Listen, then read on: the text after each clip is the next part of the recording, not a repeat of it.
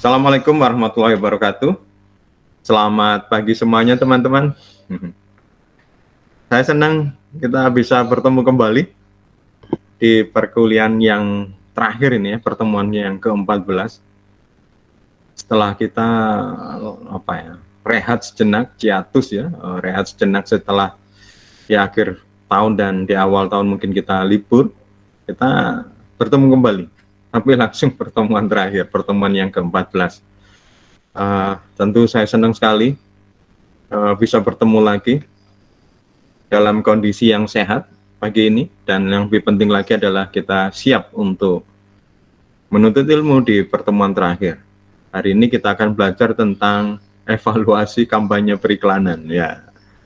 Kita sudah merencanakan, kita sudah mengatur semuanya, sudah dengan rapi melakukan media planning, perencanaan, sudah ada eksekusi. Sekarang kita belajar apakah kampanye kita ini cukup sukses atau tidak.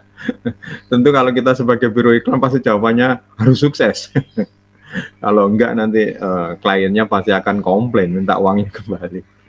Ya, maka kita harus belajar ini bagaimana juga cara melakukan evaluasi ya. Kalau tidak ya ngakunya ya kita pasti sukses. Nah, dan pasti di sana juga ngakunya tidak sukses. Maka ini adalah secara keilmuan yang mungkin kita bisa gunakan, yang bisa dipertanggungjawabkan bagaimana cara melakukan evaluasi kampanye itu. Namun teman-teman, sebelum kita lanjutkan perkuliahan pagi ini, mari kita syukurin kesehatan kita, mari kita syukurin kesempatan yang kita bisa dapatkan dengan mengikuti kuliah ini dengan berdoa.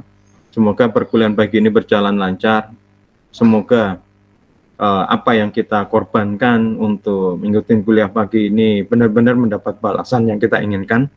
Ya, ini ada ilmu yang bermanfaat, dan semoga kita berdoa juga untuk orang tua kita, semoga mereka selalu dilimpahi banyak rezeki sehingga perkuliahan kita bisa lancar. Mari berdoa menurut keyakinan masing-masing, berdoa dipersilahkan.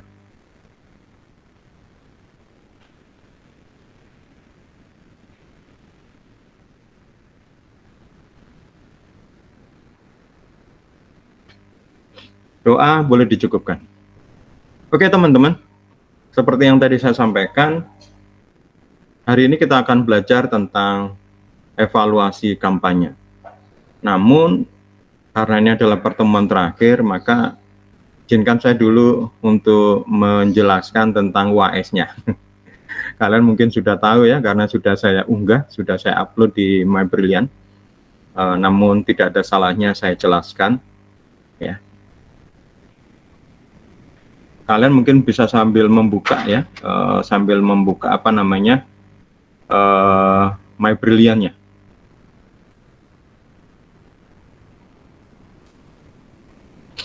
Sudah kelihatan materi saya?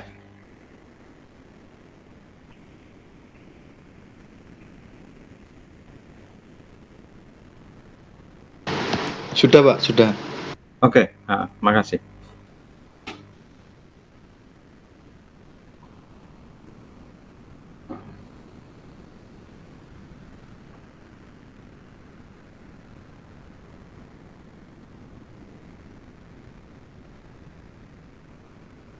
Ya.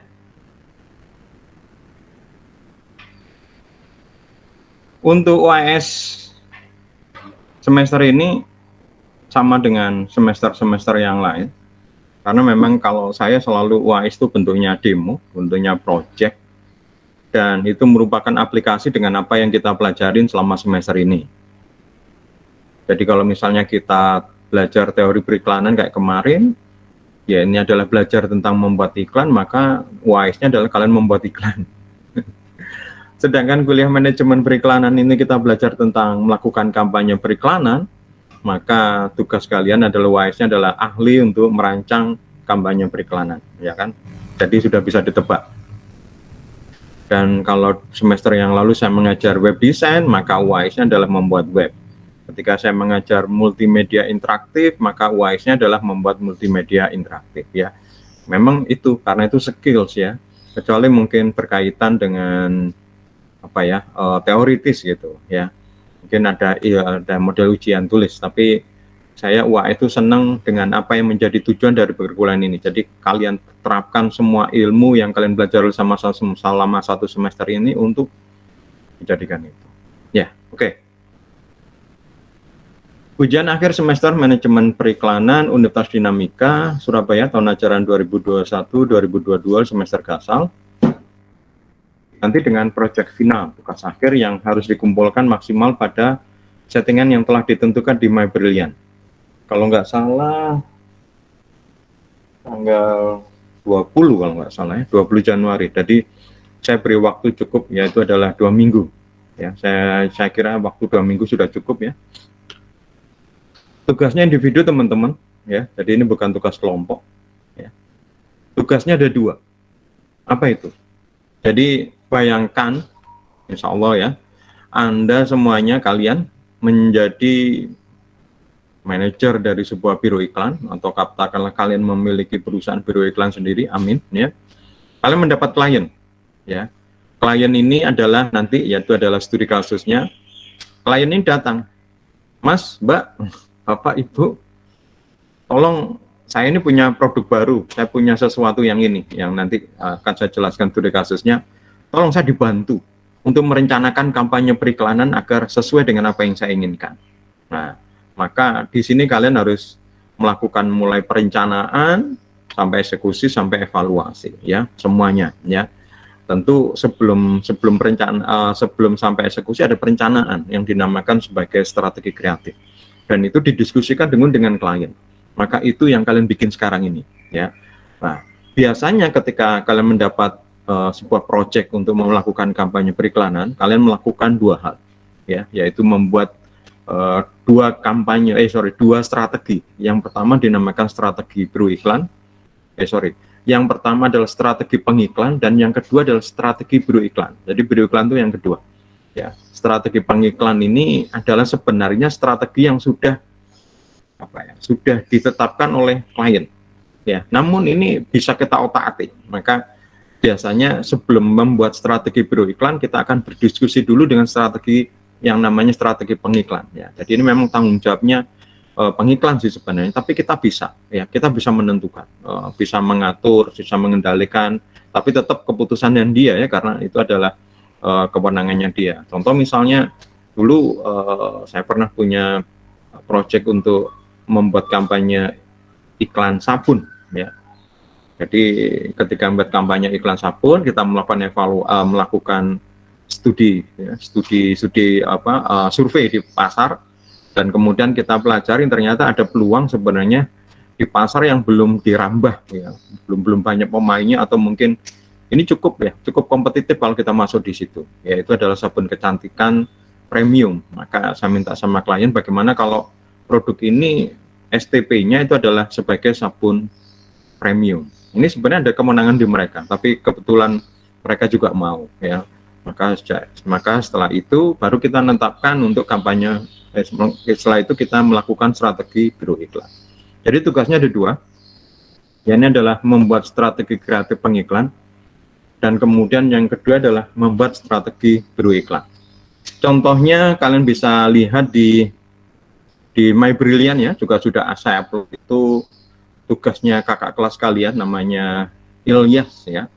Ilyas ini keponakannya pemilik restoran Wapo.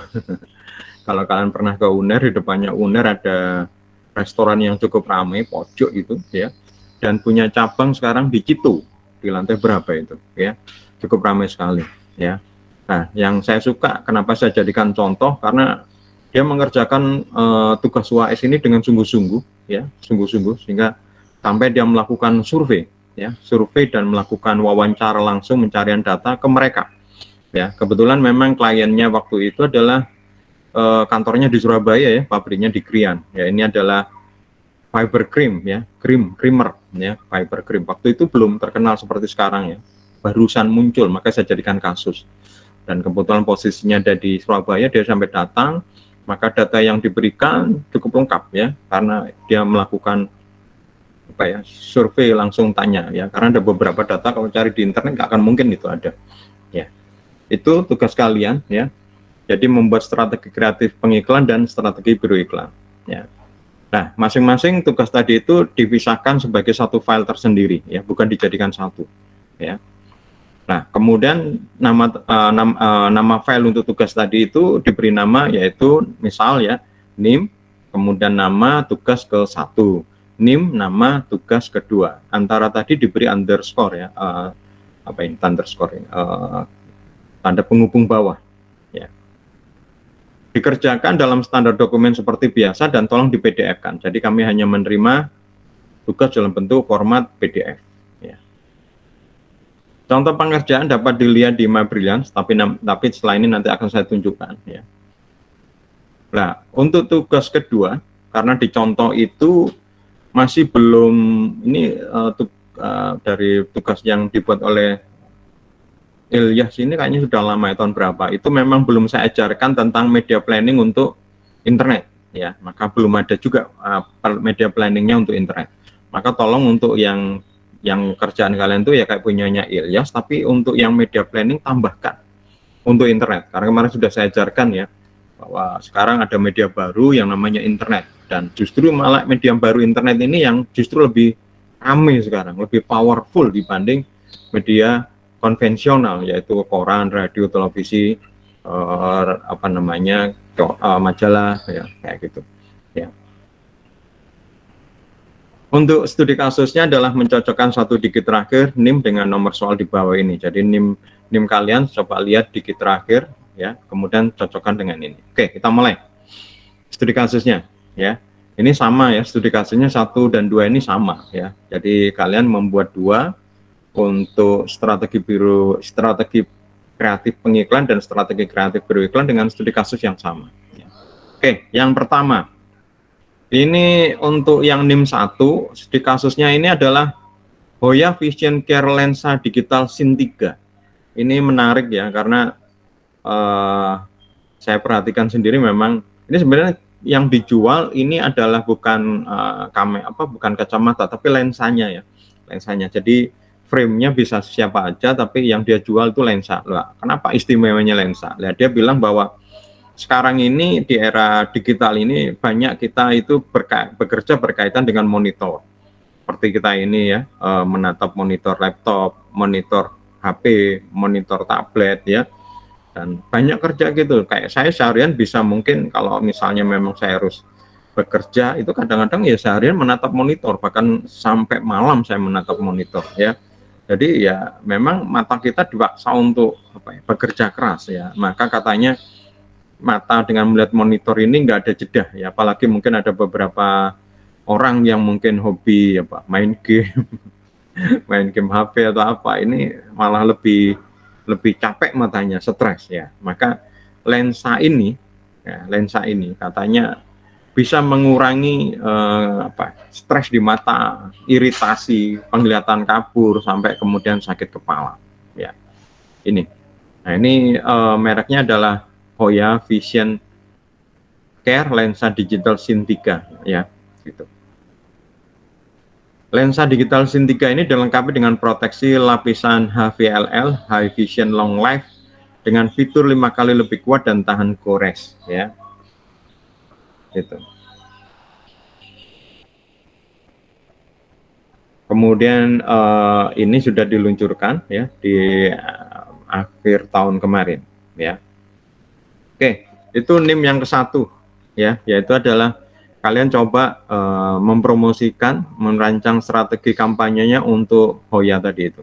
Kemudian yang kedua ini adalah produk pageant, tapi untuk produk barunya yaitu namanya Natural Botanical Baby. Ada kata-kata natural, ada kata botanical, bisa ditebak ya. Jadi kalau pageant itu memang dikenal sebagai produk baru untuk bayi ya. Tapi di sini si pageant ini meluncurkan produk baru yang bahan-bahannya ini lebih kalau sekarang istilahnya lebih ramah lingkungan ya, natural ya. Misalnya contoh bahan-bahannya itu 90% menggunakan bahan alami seperti olive oil, argan oil, bunga chamomile ya. Dan kemasannya ini juga bisa didaur ulang ya, artinya bisa dipakai lagi ya. Jadi ini istimewanya. Jadi Kalau mungkin yang lain mungkin masih ada bahan kimia yang cukup banyak, ini bahan kimianya cuma tinggal 10%, ya, menurut mereka. Ini mungkin cocok bagi orang tua yang care ya terhadap masalah-masalah apa namanya alami atau lebih alami, lebih sehat kayak gitu, ya. Karena dengan bahan alami ini ya maka bisa memiliki pH balance lembut dan mudah menyerap kulit, ya. Oke, NIM yang ketiga, nah ini yang menarik ya. Ini saya terus terang baru tahu ya, karena kalau nggak salah di tahun sebelumnya, di semester sebelumnya itu tugasnya sama kayaknya, bikin kompor. Tapi yang saya ajukan waktu itu memang ya lagi meluncurkan adalah merek POK. Ini gantian ini, merek Niko ya, tapi saya lihat, keren banget ini, apa namanya kompornya. Jadi Niko ini memproduksi salah satu produknya adalah kompor ya, tapi dinamakan Black Series karena ada dua produk yang diluncurkan ya. Ya ini adalah Niko Reflection Black 3.0 dan Niko Reflection Black 2.0 ya. Ini modelnya apa namanya canggih ya. Kalau Black 3.0 ini 3.0 ini 3.0 ini 3 tungku, sedangkan 2.0 ini 2 tungku ya. Nah, ini yang menarik adalah dia dilengkapi dengan kaca ya, kaca tempered glass. Jadi mudah dibersihkan dan terlihat cantik ya, dan nggak gampang kotor katanya ya. Kompornya berdesain mewah ya, dan memiliki tingkat keamanan tinggi ya. Slot selang reguler ini benar-benar berada pada posisi yang mudah dipasang ya. Dan yang saya suka ini ya, dari apa yang saya baca tadi itu adalah Niko Electronic Black Series ini memiliki fitur yang bisa mematikan gas secara otomatis bila misalnya ada air ya, airnya meluap ya ketika dimasak gitu, terus kemudian otomatis mati. Ini kadang-kadang terjadi kalau misalnya kita masak air gitu ya, terus kita tinggal, terus kelupaan ya, airnya meluap-luap gitu sampai masuk. Nah, ini kompor ini katanya bisa bisa mematikan apinya tadi itu, dan gasnya otomatis mati ya. Di kompor lain katanya api bisa mati tapi gasnya masih menyala. Ini berbahaya ya. Ini ya.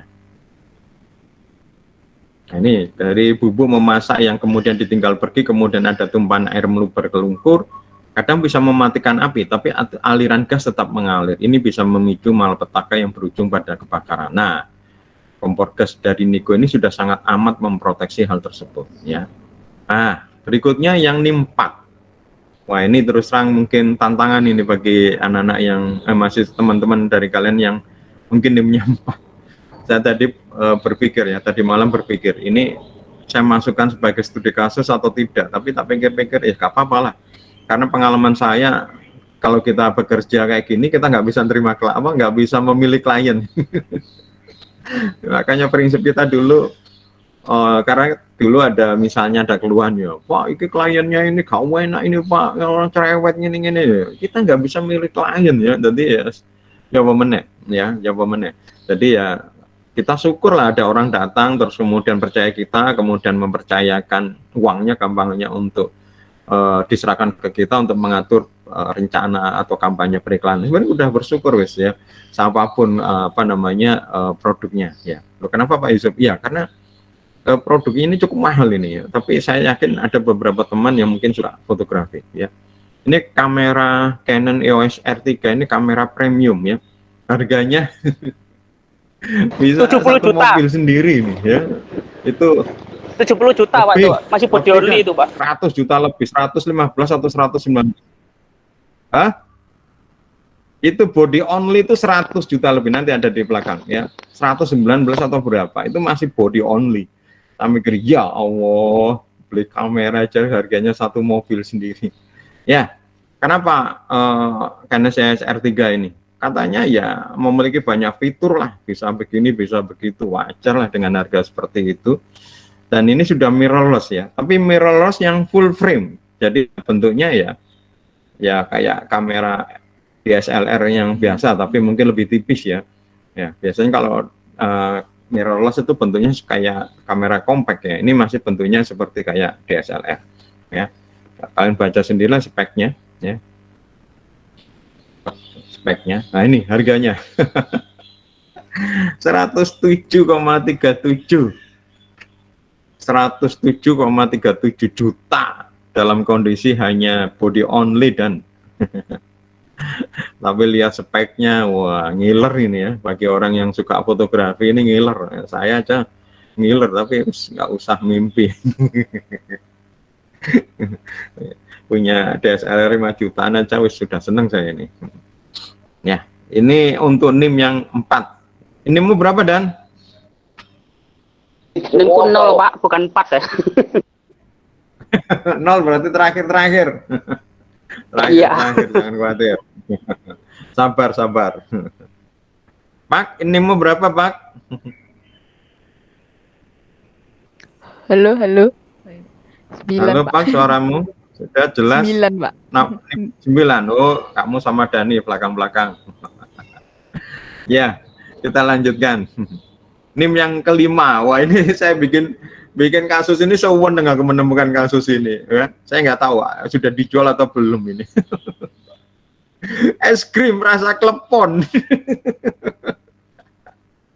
Saya tahunya klepon itu ya dijual di porong itu ya, di gempol itu ya, warnanya hijau, ada tepungnya, di dalamnya ada gulanya. Kalau dipangan ceplus. Di luarnya ada parutan kelapanya. Wah, mantap. Ini es krim ini ya. Es krim mochi tapi rasa klepon ya. Es krim mochi ini ya adalah es krim tipe es krim yang apa namanya? Yang lagi trending, yang lagi dikemarin tapi dengan rasa klepon. Siapa yang suka es krim?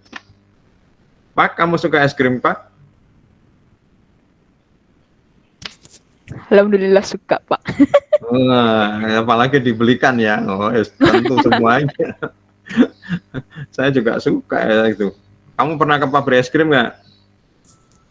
Belum pernah, Pak. Kamu nanti kalau apa namanya magang atau apa coba itu melamar ke situ, magang untuk kerja di situ. Kalau nggak salah di Surabaya itu yang saya tahu di Rungkut Industri Gang 3 ya, Rungkut Industri 3 pojok sendiri mau belokan itu ada diamond itu. Saya pernah ke sana melihat pabrik es krim. Tapi yang lain Walls atau apa di luar kota kalau nggak salah, di Pandaan atau apa. Ya, di Surabaya itu diamond itu. Melihat itu ternyata memang di sampingnya itu ada kayak lorong, memang disediakan untuk mungkin kunjungan ya. Tapi waktu itu saya ya cuma hanya beberapa orang, ya beberapa teman, nggak banyak ya. Enak ya, mungkin kalau misalnya anak sekolah itu rombongan gitu ya, konon memang ya. Terus nanti setelah selesai gitu kadang nanti diberi es krim semua. Ya, yang menarik ini saya senang sedih kasus ini. Semoga yang apa namanya, yang dapat project ini langsung benar-benar beli dan merasakan ya. Kalau yang kamera tadi itu wah bingung gitu. Siapa apalah mungkin datang ke Sumber Bahagia atau apa, bisa tanya-tanya, pegang-pegang ya. Tapi memang untuk bikin strategi kampanye itu memang kita harus merasakan. Contoh dulu kita ketika dapat proyek sabun itu ya beli sabunnya, ya nggak diberi dari klien, kita beli di toko dan kita pakai selama seminggu, ya. Dan setelah pakai seminggu baru kita mengiyakan atau tidak, ya. Jadi kita dapat proyek itu nggak langsung bilang iya, tapi kita riset dulu, kita pakai dulu selama seminggu. Kalau ternyata ini ya memang bagus, kayaknya ini memang ya punya potensi, ya kita bilang iya. Tapi kalau enggak, ini nanti berat ya. Nanti maka kita perlu pertimbangan apakah menerima klien itu atau tidak. Jangan-jangan nanti ya kita yang dijadikan disalahkan, padahal memang ya produknya berat untuk diangkat. Ya, jadi kalau kita melihat ini oke, ya nggak apa-apa kita berani. Contoh juga ada seorang teman itu juga gitu, ketika dapat tawaran untuk apa menjual sampo deterjen ya dengan merek baru yang tidak terkenal, dia nggak langsung mengiyakan. Dia minta untuk waktu seminggu dan minta dia dipakai selama seminggu itu, dan setelah dia tahu bahwa memang hasilnya bagus baru dia mengiyakan. Ya memang kita harus begitu, kita harus percaya dulu ya dengan produk kita. Nah kalau kita sendiri nggak percaya, bagaimana mau meyakinkan orang lain percaya pada produk kita? Maka kita harus percaya dulu. Kalau es krim ini pasti harganya mungkin nggak mahal ya, dicoba-coba bisa ya, dirasakan ya. Oke, es krim ice ya, mochi rasa klepon. Ya sudah tahu namanya klepon ya, rasanya ya klepon. Kalau kita lihat gambarnya aja sudah ada bahannya gula merah itu ya. Kalau kita lihat klepon itu kan di dalamnya ada gula merahnya ya. Kemudian di keluarnya diberi parutan kelapa, dimakan. Wah. Cuma ini nggak tahu ini. Maka nanti mungkin kalau nanti coba ke Alfamart, Indomaret atau ke minimarket mungkin coba saya juga nyari bagaimana, apakah ada nih ya. Sudah dijual nggak ice mochi klepon ya. Ini yang menarik adalah produk ini nggak semata-mata produknya perusahaan ice ya.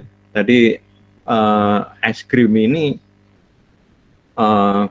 bagian kerjasama dengan pemerintah RI, yaitu khususnya Kementerian Pariwisata dan produk kreatif ya, Kemenparekraf ya, Kementerian Pariwisata dan Industri Kreatif mungkin ya. Ya, nah, ini yang menarik ya, apalagi punya campaign ya, namanya Inovasi Warisan Indonesia atau kampanye Wonderful Indonesia ya. Jadi ini proyek pemerintah, saya nggak tahu bagaimana bentuknya ini, kok ada seperti kerjasama es krim, makanya nanti lucu namanya es krim tapi kok rasa klepon, tapi ternyata ini yang menarik, ternyata dengan kerjasama ini salah satu diharapkan adalah es krim ini juga nanti diekspor, karena es ini kan bukan merek lokal kan, merek luar negeri. Misalnya es itu merek Cina ya, kalau misalnya Cina atau Jepang ya. Nah ini maka ya bisa kesempatan untuk dijual di negeri. Jadi harapan Indonesia, pemerintah Indonesia dengan bekerja sama dengan ini ya, kita memperkenalkan ya kuliner kita, tapi dengan rasa standar, maksudnya rasa yang umum bisa dipahami, yaitu es krim ya. Mochi ya, mochi rasa klepon. Namanya Kementerian Pariwisata dan Ekonomi Kreatif ya. Ice mochi klepon bukanlah satu-satunya produk, jadi ini nanti akan ada lagi. Jadi klepon ini kayaknya produk yang pertama, nanti mungkin ada rasa rasa bikang, rasa apa lagi. Dan mau kepingin es krim rasa apa, Dan? Senenganmu apa? Rasa lemper? Es krim rasa. Ya ini adalah Standar aja lah Pak, harga 3.000 cukup Pak. Kamu kok gak punya cita-cita gitu sih, Dan? Gak apa-apa, Dan, gak ada salahnya, Dan. Ya ini adalah produk pertama ya. Nanti akan berlanjut dengan produk-produk lain yang mempromosikan warisan kuliner Indonesia. Oke, itu NIM kelima. NIM keenam, wah ini saya terus terang membuat kasus ini senang juga ya, karena selama ini saya taunya masakan atau restoran Hoka Bento ya, Hokben ini yang ditawarkan di situ itu masakan khas Jepang ya, kayak apa, kayak yakiniku kayak gitu-gitu ya. Ini kok ada ayam goreng ya, karena memang sejak dulu ya Hokben nggak ada ayam goreng. Ayam goreng itu di restoran lain ya, kayak KFC, McDonald ya. Ini kok ini mungkin karena apa? Mungkin karena orang Indonesia memang ya suka ayam goreng ya. Maka kalau dia tidak ikutan ya eman dengan meluncurkan menu baru yaitu ayam goreng ya. Ini kemarin ya, baru sebulanan ini, berarti baru sebulanan ini. Dan mungkin tidak semua restoran mungkin ada ya, karena dia bilang secara bertahap ya akan hadir.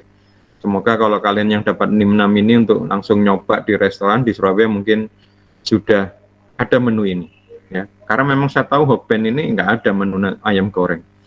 Tapi saya pikir ya setiap restoran punya ciri khas masing-masing. Tapi ternyata Hokben juga mikir ya, kenapa orang Indonesia suka ayam goreng, kenapa tidak saya sediakan menu ayam goreng ya, karena dulu bayangan saya Hokben ini adalah restoran dari Jepang ya, franchise dari Jepang gitu loh.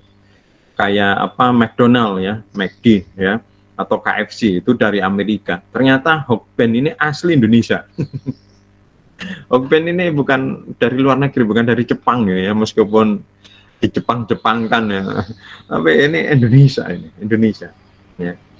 Ini saya baca dan mungkin tidak banyak orang tahu bahwa Hokben ini adalah asli merek lokal, produksi orang Indonesia sendiri. Ya. Nah ini Hokben mempunyai menu baru, yaitu adalah ayam goreng. Ya. Tapi tentu saja ayam goreng yang disediakan di sini ya tentu beda dengan ayam gorengnya restoran yang lain. Ya. Nah ini dengan bahan baku berkualitas, dengan racikan bumbu khas Hokben, serta dinikmati dengan paduan nasi hangat khas Hokben, ya kayak gitu. Dan ini layaknya restoran yang lain. Ada minum dulu teman-teman.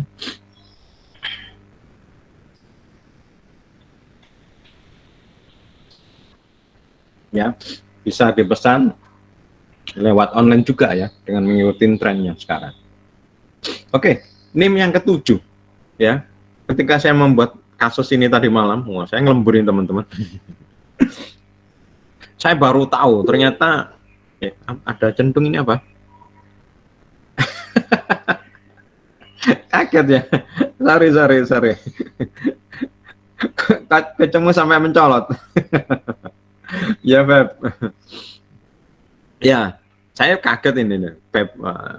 Ternyata Unilever ini punya produk ya, produk lain yang namanya Knorr ya. Nggak tahu gimana cara mengucapkannya, Knorr atau Nor atau apa ini, Nur ya, Knorr gitu ya. Nah ini ternyata itu punyanya Unilever. Saya pernah dengar memang, saya pernah tahu ya, tapi mungkin ini produk Unilever yang kurang terkenal ini ya. Kalau yang lainnya rata-rata sukses ini, tapi apa ya, Knorr ini kurang sukses, makanya saya nggak sadar bahwa ini adalah punyanya Unilever. Knorr ini kaldu ya, kaldu. Yang terkenal kaldu itu apa? Royco ya. Nah itu Royco itu punyanya siapa? Royco itu Sasa ya atau siapa itu? Nah ini punyanya Unilever, mereknya Knorr ya. Nah ini kaldunya ini unik karena gabungan antara sayur ya dan jamur ya, mushroom and vegetable season ya. Jadi ini dia bilang bahwa Knorr ini adalah kaldu, tapi yang apa? Yang bebas micin katanya, ya. Jadi dan rasanya rasa jamur dan rasa sayur-sayuran. Wah ini enak. Ya. Namanya kaldu itu biasanya dari hewani ya, gitu. Ini mungkin kalau ini harganya juga nggak terlalu mahal, ini mungkin di bawah 10.000 ya, karena biasanya untuk penyedap masakan, misalnya bikin sop gitu ya, bisa ditaburkan Knorr ini. Ya.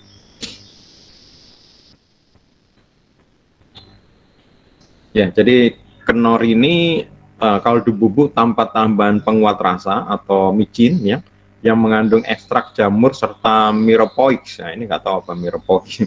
Sehingga berbagai menu makanan sehat dapat naik kelas ya. Yang menarik, dia bekerja sama dengan chef yang namanya Norman Ismail. Saya nggak tahu ya. Nanti di kasus berikutnya nanti juga ada produk yang kerjasama dengan chef ya. Mungkin saya memang jarang nonton TV tertentu ya. Sekarang kan ada apa ya, lomba pencarian bakat. Kalau nggak salah ada juga lomba pencarian bakat yang beradu masakan itu, yang apa namanya? Apa dan namanya? Mel? Acara TV yang beradu para koki ini. Masterchef. Saya nggak tahu ini. Nah ini, Masterchef Pak. Masterchef. Oh ya, Fian, Masterchef ya, apalah kayak gitu. Nah ini mungkin ada, kalau beberapa orang yang ngikutin mungkin akan kenal dengan beberapa finalisnya, beberapa pesertanya. Nah ini yang salah satu dipakai Chef Norman Ismail. Nanti ada lagi satu ya, nanti dipakai lagi juga oleh produk yang lain ya. Nanti ini berapa itu ya. Nah ini Knorr ini juga dijual secara online juga. Oke, yang menarik, yang berikutnya NIM 8. Wah, ini ketika saya bikin kasus ini, saya mikirnya, wah ini berat ini ya. Ada tulisannya Germany, ya. Nah, nanti saya minta kalian yang dapat kasus ini tolong ngecek ini.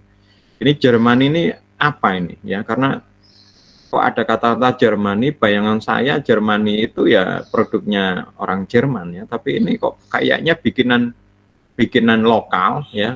Germany itu hanya sekedar nama. Mungkin Germany ya, ya diberi nama lokal aja, tapi itu sebenarnya adalah lokal ya itu. Ya, pertama saya bikin, wah ini mungkin berat ini karena produk seperti ini kalau impor itu biasanya barangnya nggak banyak dijual ya, hanya di tempat-tempat tertentu. Ya, tapi ini kayaknya lokal. Ya. Cuma kok namanya ada Germany. Ya, ini mungkin pintar-pintarnya dia marketing. Supaya langsung bayangannya Jerman ya. Ya, tapi ini mungkin kalian bisa pastikan apakah benar Jerman itu memang produk Jerman atau enggak. Lah, pemilik Mujen, nah ini orang Indonesia ini namanya Mas Juli ya, namanya aja Juli ya.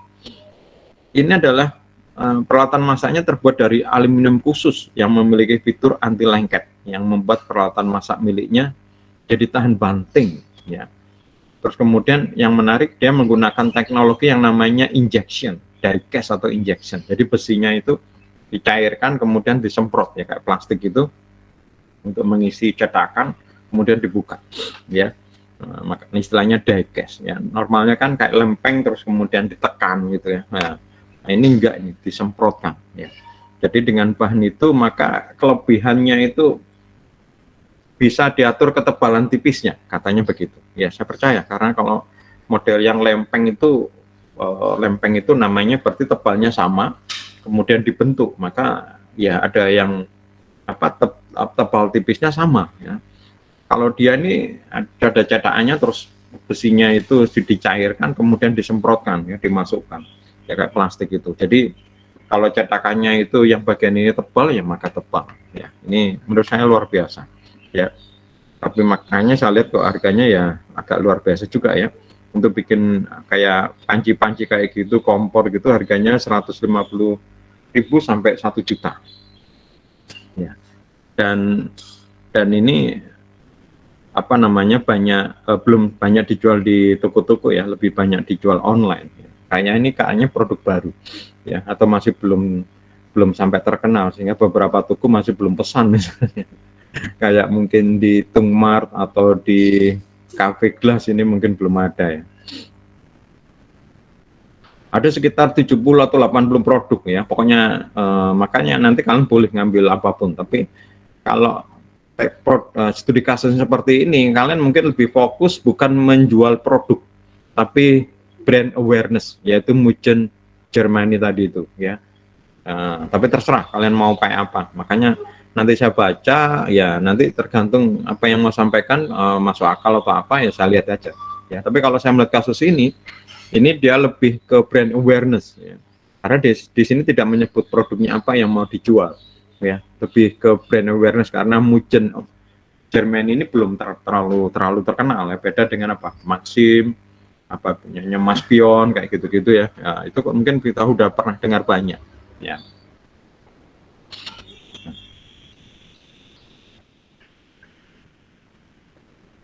Nah, ini yang terkenal produknya adalah Mujen Wokpan ya. Wokpan ini apa namanya? Wajan ya, dengan diameter 30 cm. Oke, berikutnya. Nah, ini produk ini seperti ini kayaknya tiap ujian, tiap semester selalu saya keluarkan ya. Tapi mereknya beda-beda. Saya nggak tahu kenapa kok banyak orang membuat produk ini, yaitu purifier ya. Purifier itu penjernih udara ya, purifier. Kalau nggak salah dulu merek apa tuh semester kemarin ya. Ini sekarang yang jadi studi kasus ini merek Goldie. Ini baru saya dengar ini ya. Yang terkenal purifier itu merek SAP kalau nggak salah ya, karena dia menggunakan teknologi plasma cluster. Apa kemarin di studi kasus di semester sebelumnya untuk manajemen periklanan juga purifier juga, cuma aku lupa mereknya apa. Intinya sih purifier itu kayak AC ya, jadi udaranya diambil, disaring, kemudian dikeluarkan lagi. Jadi udara di dalam ruangan itu relatif bersih karena apa? Purifier itu kayak difilter. Maka kalau kita misalnya tidur di sebuah kamar, misalnya kamarnya tertutup misalnya, nah, mungkin pakai ini akan menjadi udaranya itu terasa segar ya. Kalau seperti kayak kita mungkin tidur di pegunungan gitu ya, keluar dari rumah itu kelihatan udara masuk ke kita itu benar-benar segar. Nah ini cara modern untuk menghirup udara segar seperti pegunungan tapi tanpa pegunungan. Kalau di kota kan memang udaranya kotor kan, banyak pabrik, banyak lalu lintas ya kan. Terus kemudian banyak juga di kota ini kan pohon-pohon juga jarang ya. Banyak di beton, banyak di apa kan jadinya debunya semakin banyak. Ini kurang bagus ya. Nah, maka di rumah udaranya yang nggak bagus ini dibersihkan, kemudian kita hirup bagus ya. Nah, yang menarik ini juga mungkin jadi tantangan bagi kalian, tapi yang semester ini kayaknya nggak seberat kayak kemarin ya. Semester yang kemarin itu banyak produk-produk yang dirancang khusus atau produk itu muncul gara-gara pandemi. Ya, produk itu banyak sekali kayak nggak salah kemarin itu di kasusnya ada yaitu adalah kasur ya. Kasur tapi anti COVID. Jadi kalau COVID-nya nempel di kasur langsung mati itu, sampai seperti itu ya. Nah, kalau purifier ini jelas ya bisa mematikan COVID karena ketika disedot gini terus ada pembunuh kumannya sehingga tidak hanya udaranya bersih tapi juga bisa membunuh kuman ya. Nah, ini makanya ini kemarin produk purifier ini laris ya, karena rumah itu sepertinya kayak dijaga ya. Jadi kalau kita keluar pakai masker, kalau di dalam pakai purifier ya, pintunya ditutup, udah purifier dijalankan itu kayak pakai masker ya, apalagi kemudian diberi teknologi misalnya membunuh kuman. Nah ini ya, jadi ada teknologi namanya MaxG ya. Ada yang tanya? Iya betul, Feb, betul ya, insya Allah nggak dijamin nggak kena COVID ya, betul ya. Relatif karena kan mungkin kuman itu masuk lewat udara ya, terus kemudian masuk ke rumah lah. Yang nggak ada purifier ya kita hirup ya. Kalau mereka kalau ada purifier ya di udara tadi dibunuh dulu, difilter sambil kotoran debu hilang, terus kemudian dikembalikan ke kita segar. Maka sebenarnya kalau purifier ini yang kita lakukan ini setelah kita punya adalah kita harus sering ganti filternya ya. Itu dijual. Jadi kayak ada cadangan. Mungkin ketika kita beli awal mungkin diberi cadangan dan diganti setiap berapa waktu, misalnya sebulan sekali, 3 bulan sekali, kayak gitu. Ya. Ini muta, ini studi kasus muta. Ya, Feb.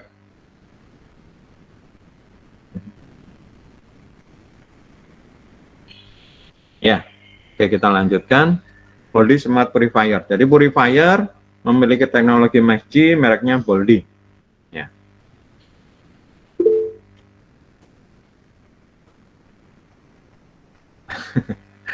Ais, enak kamu langsung bisa nyoba ini ya. Tolong beli 2 ya, yang 1 buat aku, Feb. Atau kamu bilang, Pak ini di minimarket saya ada jual ais ya, takutnya di tempat saya juga nggak dijual. Oke, yang terakhir punyanya Dani nih.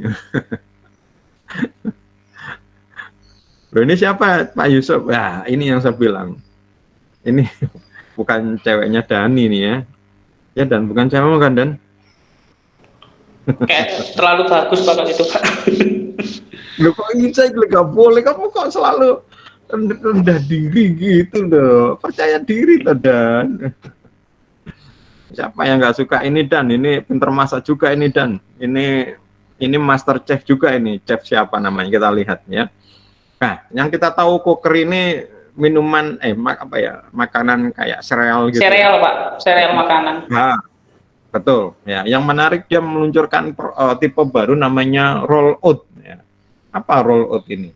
Nah, saya baru tahu ternyata Quaker ini bahannya oat. Oat ini ternyata saya baca dari bahasa dari bahasa Latinnya itu kayak beras, kayak padi. Ada apa tadi ya, saya lihat namanya sativa. Oh, ini kayak padi gitu ya. Jadi kayak padi, cuma yang dijual itu ditumbuk lagi ya, ditumbuk tapi nggak terlalu halus ya. nggak kayak jadi bubur gitu, nggak jadi kayak tepung ya. Nah itu kemudian biasanya, tapi itu udah masak ya, biasanya dicampur dengan susu atau diberi air panas gitu udah dimakan. Lah yang menarik ini, yang tipe yang baru ini namanya roll out ini apa ya, ditumbuknya nggak terlalu lama, jadi masih agak utuh kepingannya ya. Jadi mungkin sudah tampak kayak berasnya gitu. Jadi gampangnya yang dijual ini sekarang kayak berasnya. Kalau kemarin itu dijual seperti sudah kayak tepung, sudah kayak model bubur gitu, tinggal dipanaskan, diberi air atau dicampur susu, tinggal dimakan. Ini masih dalam bentuk aslinya, ya. Makanya saya bilang, oh, apa yang maksudnya roll out ini? Saya baca, ya ini masih dalam bentuk seperti aslinya, ya. Dan nama latinnya itu kayak beras ya. Karena aku tahu kalau beras itu nama latinnya Oryza sativa. Wah, kenapa kok ingat Pak Yusuf? Ya namanya cantik soalnya, beras tapi namanya cantik ya, nama padi itu, nama latinnya Oryza sativa. Nah ini belakangnya sativa. Nah karena tadi itu lebih ke arah beras, maka ini tentu bisa dibuat macam-macam ya, dibuat macam-macam. Nah maka si Oak ini bekerja sama dengan siapa namanya, dengan chef ya. Oh ini namanya Avena sativa. Kalau beras itu, padi itu nama latinnya Oryza sativa. Ya, maka dulu, oh berarti satu keluarga nih, satu keluarga. Ya. Tapi bedanya tadi itu kalau normalnya yang dijual itu, yang kita makan yang sekarang ini ditumbuk agak lebih halus. Nah ini dibiarkan agak besar, jadi cacahnya lebih besar, jadi kayak masih bentuk beras. Makanya kepingan utuh, makanya ini bisa diolah lagi. Ya, bisa diolah lagi, maka namanya Devina ya. Si Koker ini bekerja sama dengan Chef Devina Hermawan ya, untuk apa ya, mengenalkan bagaimana cara memanfaatkan roll out ini untuk jadi makanan ya. Maka si siapa namanya Devina ini membuat video-video, membuat apa namanya, petunjuk, membuat apa ya, cara membuat ya dengan resep-resep yang dia miliki ya, entah masakan Indonesia, entah masakan internasional. Nah itu oke, kayak gitu ya teman-teman, tugas kalian ya. Persentase penilaian tadi ada 2 tugas, yaitu kreatif pengiklan dan biro iklan. 35% pengiklan dan 65% biro iklan. Jadi karena memang pengiklan itu normalnya memang kita nggak bikin ya, kalau kita kerja di biro iklan atau kita pemilik biro iklan, itu yang bikin adalah pengiklan ya. Maka saya minta porsi kita memang fokus di biro iklan ya, gitu. Berarti apa Pak? Ya nanti saya akan jelaskan ya. Bila ada yang belum jelas, jangan lupa kalian bisa lihat video ini lagi, penjelasan saya ini ya. Ini nanti saya upload di YouTube, silakan kalian jelaskan, karena pengalaman selalu dari waktu-waktu mesti mungkin ada yang menanyakan ya. Nah makanya sejak kapan itu dulu sebelum kenal YouTube ya, saya bikin rekaman khusus ya, karena capek juga saya harus menjelaskan berulang-ulang. Jadi sampai saya jelaskan, saya bikin rekaman sendiri ya, rekaman sekitar 15 menit untuk menjelaskan. Kemudian waktu itu saya upload atau saya di mana ya, atau saya kirim ya, sampai karena itu ya. Nah sekarang lebih enak karena ada YouTube ya, sudah kalian lihat di YouTube ya, untuk kalau misalnya belum jelas ya. Nah sekarang berkaitan dengan contoh, namun mungkin ada yang mau ditanyakan mungkin teman-teman.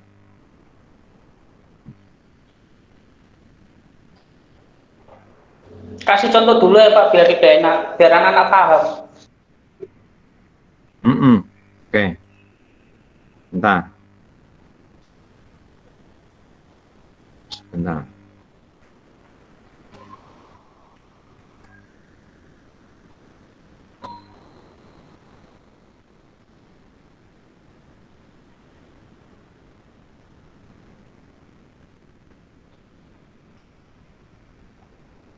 Ini saya tunjukkan contoh punyanya Ilyas ya.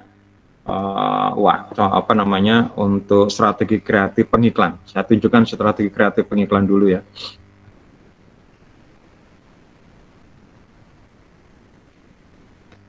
Jadi apa yang dibuat ketika kalian membuat strategi pengiklan? Pada dasarnya seperti yang pernah saya jelaskan, jadi kalian menjelaskan marketing mix, ya, 4P itu, yaitu product, price, place, promotion. Syukur-syukur kalian tambahkan lagi 3 elemen marketing mix yang baru sebenarnya, ada baru lagi, yaitu people, process, dan physical evidence. Bahkan yang terbaru ada lagi 2P, jadi 9P sekarang itu, ya. Tapi yang saya ajarkan itu biasanya sampai 7P, ya. 2P itu politik sama power kalau nggak salah, ya. Tapi saya berhenti sampai 7P, bahkan beberapa hanya cuma 4P, karena memang kebanyakan orang hanya mengenal 4P, ya. Nah, ini yang saya bilang, ada beberapa data yang mungkin tidak kalian ketemukan kalau mungkin di internet, ya. Contoh misalnya ini berdiri produk ini, ya, nama perusahaannya aja lengkap, ya, kode merek, ya. Nah, ini sampai pabriknya, sampai ada berapa hektar, kapasitas pabrik, ya, produksi saat ini, investasi ini, kalau nggak tanya itu mungkin kita akan nggak tahu, ya. Ini ditulis semua, ya, kalian cari data ini semampunya, semaksimal mungkin, ya, ya. Makanya saya bilang ini saya berikan contoh punyanya Ilya karena menurut saya dia bagus memang, ya, kayak gini. Ini fiber cream ini kasusnya dia. Nah, fiber cream kebetulan pada waktu itu tahun berapa ini? 2017, berarti sudah hampir 5 tahun yang lalu, ya. Makanya belum saya ajarkan tentang media planning untuk internet, ya. Kalau nggak salah media online ini, media planning internet ini baru saya ajarkan 2-3 tahun terakhir, ya. Maka di sini kalian harus menganalisa, ini sampai harganya detail, ya.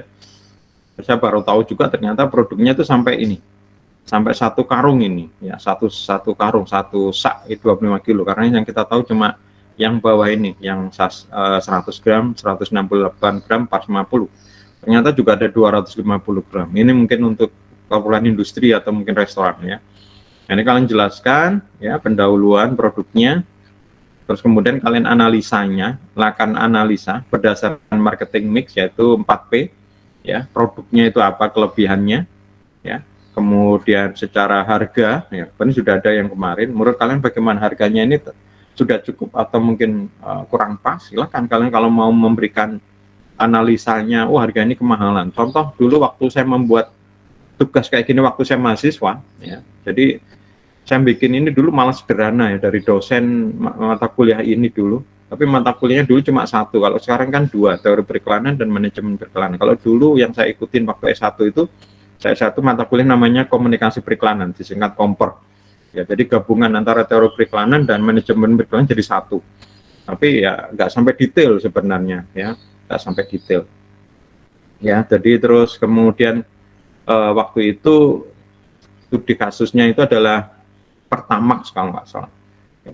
Bukan Pertamax, premix namanya, belum ada Pertamax, namanya premix. Dan saya membetulkan, ya, harga yang sekarang di pasaran itu saya bilang harganya itu nggak pas, ya. Itu menurut saya, ya. Ternyata itu nanti beberapa saat kemudian benar-benar diikutin, ya, ya. Saya nggak tahu apakah mereka ngikutin apa yang saya ini, karena kebetulan kasusnya yang dibuat UAS itu adalah kasusnya perusahaan yang kebetulan dosen itu kerja di situ, ya. Jadi dosen saya itu selain dosen di situ PNS, ya, tapi dia juga jadi konsultan di perusahaan biro iklan, dan dia perusahaan yang biro iklan ini dapat apa namanya, dapat klien Pertamina. Nah, kasusnya itu dibawa untuk mahasiswa dijadikan UAS gitu. Bisa saja mungkin yang baik, terus kemudian diramu dengan mereka, kemudian dijadikan rekomendasi. Soalnya hampir rekomendasi saya, strategi saya itu dijalankan. Sampai ikut, jangan-jangan punya aku yang dipakai ini. Tapi itu yang membuat saya merasa bahwa saya itu cocok di biro iklan, karena ternyata rekomendasi saya itu ternyata benar-benar dipakai. Nah, itu membuat saya percaya diri, ya. Maka sekarang ini sebenarnya enak, ya, dengan kalian punya apa, ya, seperti ini. Kalau dulu kan saya ketik gitu, ya, sekarang saya nggak punya. Ini kayaknya saya fotokopi 1 kalau nggak salah, tapi nggak tahu di mana. Kalau kalian kan enak, punya dalam bentuk file, kalian simpan di Google Drive, masukkan di website. Itu nanti ketika misalnya kalian melamar kerjaan, kalian bilang, ini saya pernah buat strategi kreatif, ini silakan Bapak lihat di blog saya, yusuf.wordpress.com, lihat itu. Masuk di kategori strategi marketing misalnya. Nah, ini kan enak ini. Berarti kamu pinter kayak gini ya. Wah, hebat ini. Karena pekerjaan ini sebenarnya dihargain ini teman-teman. Ini dihargain. Jadi kayak gini nih ya pekerjaan kita sebenarnya. Jadi kalau dia seperti ini belum benar bekerja aja sudah bikin bagus seperti ini, apalagi nanti kalau misalnya bekerja di tempat saya misalnya, ini pasti mereka akan lebih senang. Ini jadi apa, nilai tambah ya. Kemudian berikutnya place, distribusi. Nah, ini mau diletakkan di mana? Ini ternyata menurut si Ilyas ini tahun 2017 kemarin, ini riset ini ya, jarang ditemukan ya, kayak gitu. Nah, ini bahaya karena kalau tidak ditemukan ya nggak bisa jualan. Nah, terus kemudian promosi. Nah, promosinya ini, kalau promotion kan ada promotion mix ya, sales promotion, personal selling, public relation, dan periklanan. Ini sampai ada konsepnya ya dibikin. Nah, dari permasalahan itu strateginya gimana? Nah, ini diletakkan lah. Salah satu strategi selain marketing mix adalah STP, yaitu segmentation, targeting, positioning. Nah, ini kita tambahkan juga di sini. Ya. Nah, ini sebenarnya kalian sudah belajar kemarin di teori periklanan ya. Nah.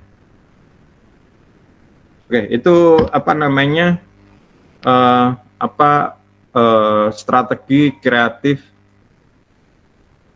pengiklan. Nah, sekarang kita lihat strategi kreatif video iklan.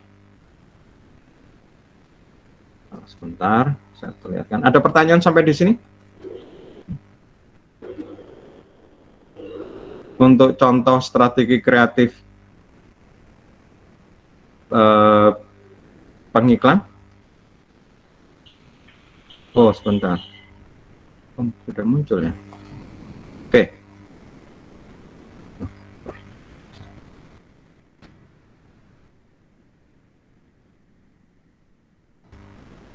Ada pertanyaan? Kalau nggak ada, saya teruskan. Yaitu contoh untuk tugas yang kedua adalah strategi kreatif beriklan. Kalau tadi itu lebih dari sisi pengiklan kan, kemarin sudah jelaskan siapa pengiklan, perusahaan yang butuh kampanye periklanan ya. Sedangkan video iklan ini adalah apa yang dibikin oleh video iklan. Nah, ini contohnya. Nanti kalian harus buat seperti ini ya. Ini datanya bisa yang tadi bisa dipakai lagi ya. Nah, ini mau komunikasi periklanannya itu apa? Gampangannya strategi tujuan kampanye periklanannya itu apa? Strateginya mau dipakai apa? Periode 1, periode 2, periode 3 ya. Nah, terus kemudian tahapannya ketika attention apa? Ya, terus kemudian STP ya, segmentation, demografinya seperti apa? Usia ya, psikografis, geografis, perilaku, consumer needs ya, unique consumer response, kemudian T targetingnya ya, kemudian P positioning STP ya, marketing mix ditambah STP ya, kemudian tema kampanye apa? Enak bisa sehat ya, gitu ya, atau mau sehat dan enak gunakan fiber cream ya, dan tagline jadi lebih sehat rasanya lebih enak. Kemudian yang kedua, kalian harus merencanakan medianya yang mau dipakai, atau kemarin kita namakan media planning ya, perencanaan media. Nah, seperti ini, kalian sudah rencanakan nanti iklannya yang nanti akan dibuat itu nanti ditempatkan di mana ya. Ya, tentu media konvensional tetap dipakai ya, yaitu media massa cetak lah. Di media cetak itu kalian harus menentukan di mana, misalnya Jawa Pos. Jawa Pos itu kenapa di Jawa Pos ya? Nah, karena memang sementara ini pabriknya di Surabaya waktu itu lebih banyak distribusinya untuk Jawa Timur ya, Jawa Pos lebih tepat ya. Kemudian kalau untuk tabloid ya, untuk majalah itu pakai info kuliner, Nova dan Sedap karena ini untuk ibu-ibu ya. Ingat tadi fiber cream itu untuk memasak. Ini pas ini. Jadi Ilyas ini sudah mikirnya dengan hati-hati. Ini apa? Karena ini adalah berkaitan dengan ibu-ibu memasak, maka ya berkaitan dengan segmennya majalah itu, tabloid itu, info kuliner, tabloid Nova, tabloid Sedap ini banyak untuk wanita. Ya, majalahnya juga itu, ya berarti. Ya. Kemudian untuk TV, nah TV ini oke, sudah milih TV, tapi acaranya apa? Nah, acaranya talk show namanya Dr. Oz. Ya. Dr. Oz ini berkaitan dengan keluarga, acara keluarga. Sendok garpu, ya waktu itu ya. Tentang apa acara makan ya, kayak gitu. Kemudian radio, ya, radio bisa kan FM, hard rock, kalau radio. Kenapa? Nah, ini ada alasannya masing-masing. Ya. Terus kemudian billboard, ya, billboard diletakkan juga, ya. Terus kemudian below the line-nya, spanduk, brosur, ya. Kemudian personal selling, ya. Nah, baru kemudian waktunya, ya, direncanakan berapa lama di televisi, ya. Kayak tadi. Nah, ini price list-nya dari masing-masing media, terus kemudian perencanaannya. Ya, jadi ini sebulan ini 2 kali, yang bulan pertama, bulan kedua juga 2 kali. Tapi penempatannya sudah berbeda kayak gitu, ya. Ini bisa ketahuan dari sini, sudah ketahuan kita sudah berapa kali, harganya berapa, kalikan berapa, ya. Nah, ini price list-nya. TV Kompas, ini CTV, ini TVRI, ya. Ini sampai ada stempelnya, ini dia datang ini, ya, bukan price list dari apa namanya, dari website ini, ya, dia datang sampai price listnya ini tanda tangan asli ini, ya. Nah, kayak gitu. Jadi memang salut sama si siapa namanya, Ilyas ini ngerjakannya dengan sungguh-sungguh. Ini radio, ya. Ini atrok. Terus kemudian, nah, ada bentuk iklannya seperti apa? Mau radio spot atau pakai adlibs, ya. Kemarin kan sudah dijelaskan ya contoh-contoh iklan di radio, salah satunya adlibs, ya. Nah, ini.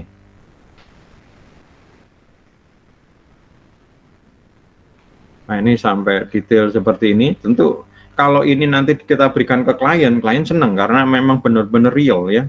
Tentu nanti realitasnya ini jadi patokan. Ini kan bisa saja harganya masih belum ditawar, ya, masih belum dinego. Berarti mungkin bisa lebih murah lagi, ya. Nah, ini, ya. Nah, ini.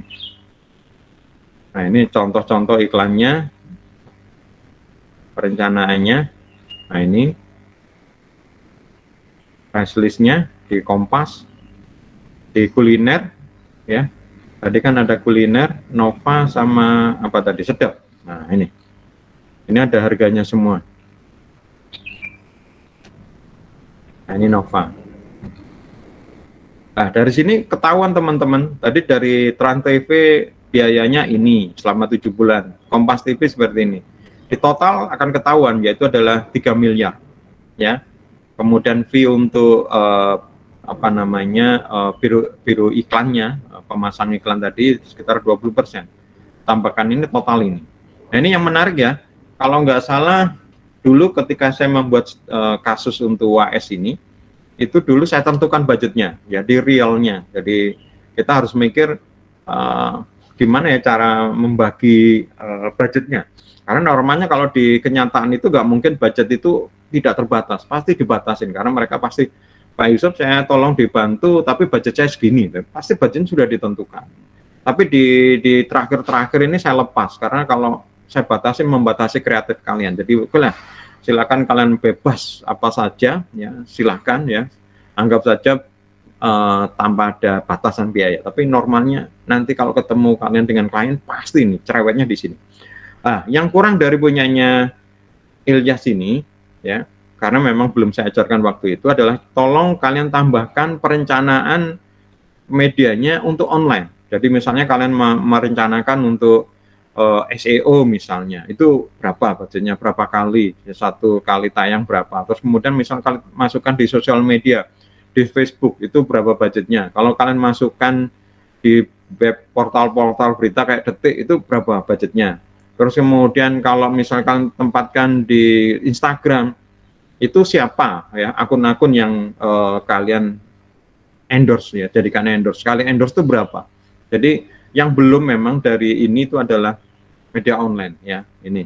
Tapi memang waktu itu memang belum saya ajarkan. Tapi sekarang saya minta kalian memasukkan, karena sekarang trennya itu memang ke media internet dibanding media konvensional, ya. Tapi tetap, ya, karena kemarin kalian belajar teori kalian, tetap kalian harus bikin iklannya, ya, iklannya. Tapi yang saya minta ini cuma iklan cetak, ya. Nah, ini saya tidak minta iklan apa namanya, iklan radio sama iklan televisi. Kalau semester kemarin saya minta juga iklannya, tapi cukuplah inilah, ya.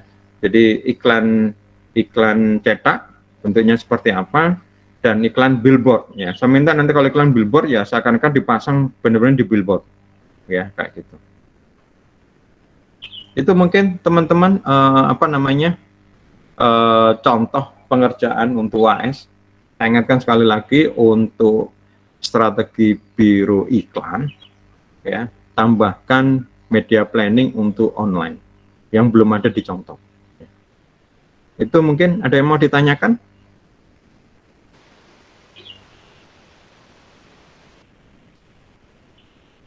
Pak, mau tanya? Belum, Pak. Belum kok sekarang.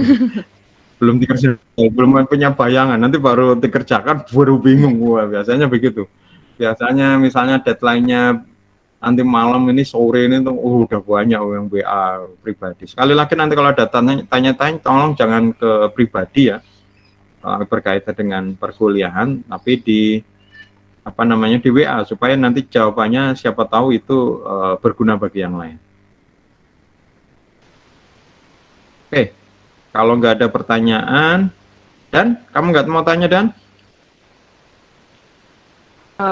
Cukup sih Pak, cukup jelas sih Pak. Yang penting ada contoh contoh dari Word-nya itu loh Pak.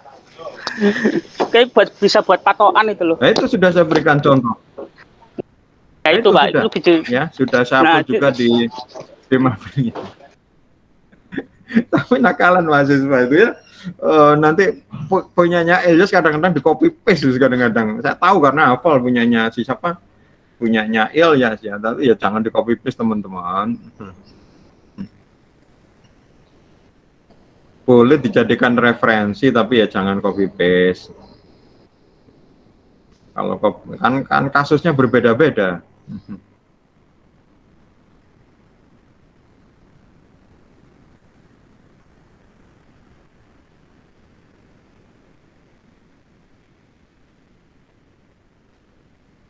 Oke, kalau nggak ada pertanyaan, benar nggak ada pertanyaan? Oke, kalau nggak ada pertanyaan kita lanjutkan. Ya, ini materi yang terakhir adalah evaluasi kampanye periklanan. Ya, kita sudah 1 semester ini belajar tentang bagaimana merencanakan strategi sampai kemudian eksekusinya kampanye periklanan. Maka terakhir ini adalah kita melakukan evaluasi. Betulkah kampanye yang kita rencanakan berhasil? Kalau berhasil, kenapa? Kalau tidak berhasil, kenapa? Ya, ini pasti ini nanti akan ramai sekali ketika selesai kampanye. Apalagi misalnya klien sudah mengeluarkan banyak biaya, pasti dia akan minta pertanggungjawaban dengan uang yang dikeluarkan itu harusnya bisa dapat uang lebih banyak. Ya, nah, kalau kita bisa membuktikan bahwa kampanye kita itu sukses, ya, tapi kemudian kemarin kita bilang kan, kampanye periklanan itu pasti akan berhubungan, berkorelasi dengan penjualan. Tapi ternyata misalnya penjualannya tidak seperti yang sesukses ini, nah bisa saja itu bukan kesalahan di kita, kesalahan di dia. Tetapi kita dengan adanya evaluasi ini dari sisi kita, dari sisi kampanye periklanan, kita bisa membuktikan bahwa kampanye kita sukses. Tapi kalau misalnya tidak meningkatkan penjualan sesukses dengan kampanye periklanan, berarti ada sesuatu yang di luar kendali kita. Ya, seperti kemarin waktu saya jelaskan di hubungan penjualan, bisa saja itu mungkin berkaitan dengan marketing mix-nya mereka. Contoh misalnya masalah kemarin yang sudah jelaskan masalah place distribution. Ya, ketika produk ini meledak, ya, ternyata pabriknya tidak mampu melayani. Ya. Jadi ruamnya banyak, tapi kemudian orang-orang justru tidak senang, kemudian bikinnya bukan senang, tapi bikin susah kita karena mereka banyak mencela karena produknya nggak ada dan macam-macam. Nah ini justru malah mereka kecewa, malah dia kemudian mengurangi atau tidak membeli produk kita. Nah ini makanya harusnya dengan diimbangi dengan yang lain. Atau produk itu meledak, kemudian datang ke kita, ya, ternyata waitersnya nggak di training, ya, karena bagi mereka toko sepi, toko ramai. Warung sepi, warung rame, bayaran tetap ya mending warung sepi lah. Kita kan warung rame lah, warung rame dia malah cemberut ya gitu. Nah ini ternyata mereka marah ini kemudian kapok dan itu jadi kampanye negatif gitu. Nah, ini kan juga tidak di luar kekuasaan kita ya, di luar kendali kita ya. Oke, kita akan mulai ya. Nah kalau kita lihat efek komunikasi kayak kemarin ya. ada kognitif, afektif, konektif ya, mulai dari kesadaran sampai action ya. Kalau di teori periklanan kemarin ada AICA. Apa itu AICA, Pak?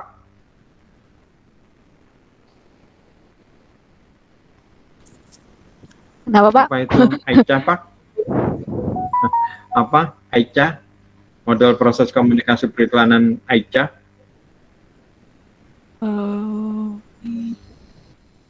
Action, terus A, Mau langsung action. A untuk action. Ya memang belakangnya A, depannya A, tapi mau pro action, weh, temen. Apa? Lupa, guys. Ya, Pak, lupa. Lupa. Siapa yang mau bantu mungkin? Satrio? Saya sambil minum.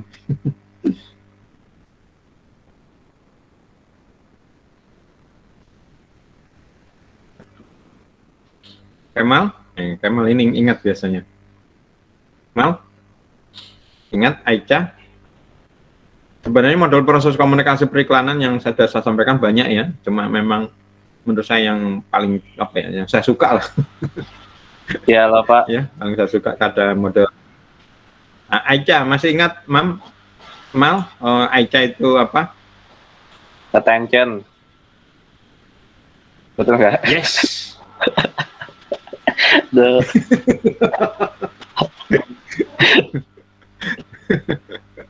The titik action ya. Kalau Pak kita langsung action nih, dealing action itu. Kamu sudah lumayan ini. Hanya itu attention, tapi tengah-tengahnya lupa ya. Langsung ya tak beritahu, belakangnya langsung action. Punyanya Pak kita tadi. Terus lupa kamu Mal. Kamu dapat nilai baik kalau nggak salah Mal dari periklanannya Mal. Iya Pak. Ada yang ingat mungkin? Kemal mungkin dibantu. Alfian, Rozi,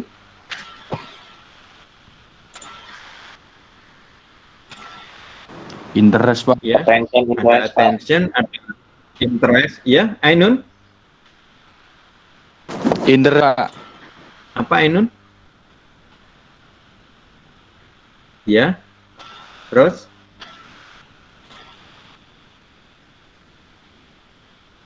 Ya, terus? Loh kok berhenti? Ada attention, ada interest, ada desire, ada conviction, ada action. Ya. Nah, jadi ada kesadaran dulu, menyadarkan, getting attention, menarik perhatian, kemudian memberikan keuntungan bagi mereka, interest, kemudian menimbulkan keinginan mereka untuk membeli, desire, kemudian meyakinkan mereka untuk membeli, baru kemudian action.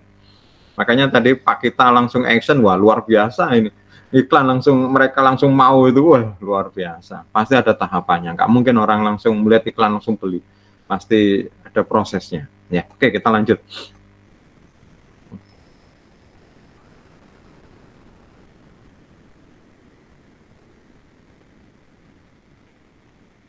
Ya, ini Dagmar.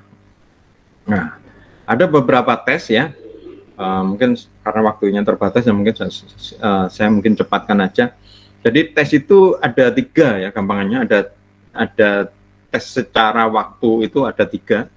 Yang pertama adalah pre-testing, ada concurrent testing, dan post-testing. Jadi evaluasinya itu kita lakukan sebelum kampanye, selama kampanye, dan setelah kampanye. Ya.